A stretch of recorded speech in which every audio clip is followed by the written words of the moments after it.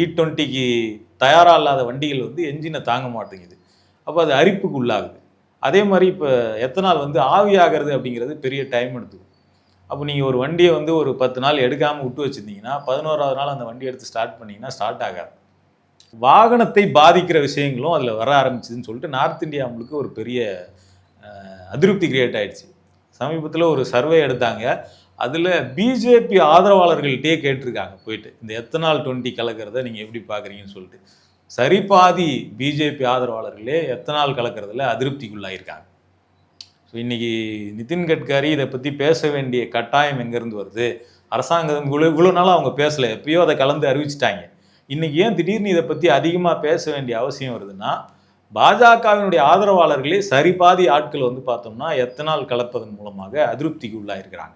ஏன்னா வாகனங்கள் நேரடியாக பாதிக்கப்படுறது அப்படிங்கிறத உணர்றாங்க. நிதின் கட்கரி அடைந்த சாதகம் அப்படிங்கிறது ரொம்ப முக்கியமானது. அவரோட 2 பசங்க இருக்கிறாங்க. அவங்க 2 பசங்களும் 2 எத்தனால் ப்ரொடக்ஷன் பண்ணுற கம்பெனி வச்சுருக்கிறாங்க. அதில் ஒன்று வந்து நிக்கில் கட்கரி, அவர் வந்து சியான் அக்ரோ அப்படிங்கிற ஒரு கம்பெனி வச்சுருக்கிறார். இன்னொரு பையன் வந்து சாரங் கட்கரி, அவர் வந்து மனாஸ் அக்ரோன்னு ஒரு கம்பெனி வச்சுருக்காரு. இந்த சியான் அக்ரோ கம்பெனி மட்டும் பார்த்தோம்னா அதோடைய ப்ராஃபிட் அப்படிங்கிறது கடந்த 5 வருஷத்துக்கு முன்னாடி அதோடைய ப்ராஃபிட் அப்படிங்கிறது வெறும் 5 கோடி. இன்னைக்கு அந்த கம்பெனியோட ப்ராஃபிட் அப்படிங்கிறது எத்தனால் 20 அறிமுகப்படுத்தப்பட்ட பிறகு அதோடைய ப்ராஃபிட் அப்படிங்கிறது 225 கோடி. கிட்டத்தட்ட 4500% அது வந்து அதிகமாக இருக்குது ப்ராஃபிட்.